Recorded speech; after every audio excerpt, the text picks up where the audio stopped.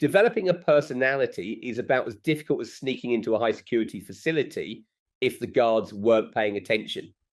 It's surprisingly easy. Think about how effortless it was when you were a kid. Your entire personality could be summed up by your obsession with dinosaurs, your ability to name every Pokemon, and your talent at solving Rubik's Cubes. That was just how things worked. A random adult could ask you a question, and within 30 seconds, they'd know you as the Pokemon Rubik's Cube dinosaur kid. But now, for some reason, you feel like you don't stand out. When you hit the 82nd time of not being able to name a single hobby or interest when someone asks, you might start to wonder if you even have one. The truth is, developing a personality is much simpler than the internet makes it seem. Most people say, just be yourself. But that's really just advice for extroverts. Extroverts can be interesting just by existing, effortlessly using social tricks that introverts might understand but struggle to execute. So unless you're ready to switch teams, your next option is to consult Google. And what does Google suggest? Personality quizzes, self-help books, and an oddly high number of ads for pottery classes. But here's the thing, having a memorable personality isn't about collecting a bunch of random activities. It's about being identifiable. Think of that kid in school who could rattle off shark facts like an encyclopedia, or the person who dressed exclusively in vintage clothes and only listened to cassette tapes. Even famous people, the more distinct and recognizable traits they have, the more we associate them with having a strong personality. So what does that mean for you? It means that no matter how many countries you visit, books you read, or hobbies you try, none of those things alone will give you a personality, at least not in the way that makes people remember you. What you actually want is to be interesting, to have things to talk about, and to be someone others can recall specific details about. And there's a really simple way to do that. It's called the spike method. This technique is actually used in college admissions to help average students get into top tier universities without donating a building. Let's say you like cleaning. Yeah, I know, just roll with it. You find cleaning oddly satisfying. Maybe you watch cleaning videos, test out different methods, and even dream of getting your own pressure washer.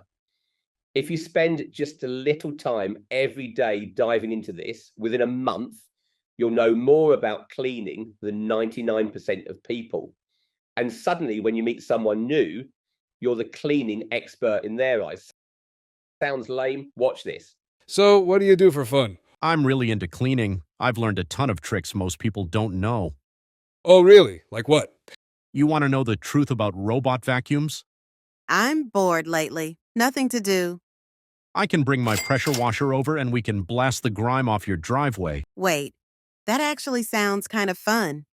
What are you doing this weekend? Probably practicing the fastest known way to fold clothes. That exists? Yeah, want to learn it?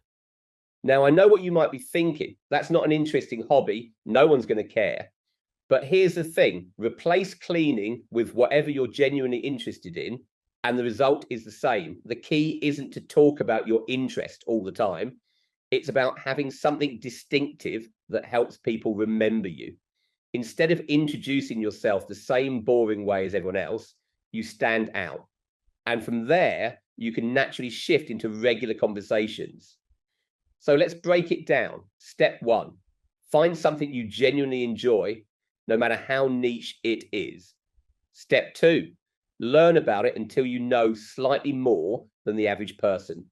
Step 3, when meeting new people, mention it in conversation. Step 4, that's it. There is no step 4. It's really that easy.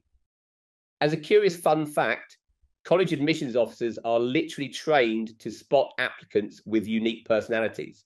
If they see that you're more knowledgeable than 99% of people in some obscure topic, whether it's calligraphy, lockpicking, or the physics of skipping stones, they call it a spike because it stands out. And if you're wondering whether your spike can be something as random as video games, absolutely.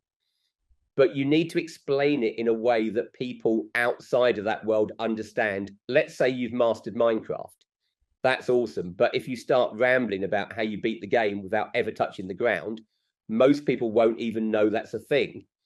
Instead, make it accessible. Explain what Minecraft is, how you got into it, and then explain the challenge you conquered. Because despite what you might think, people will listen to any topic as long as they understand it. The second you start using jargon to sound impressive, that's when you lose them. That's why Bill Nye can explain volcanoes in a way that's fascinating, while an actual PhD in volcanology might put you to sleep. So yeah, hopefully that all made sense. Donations for this lesson are accepted in the form of likes, subscribes, and general appreciation.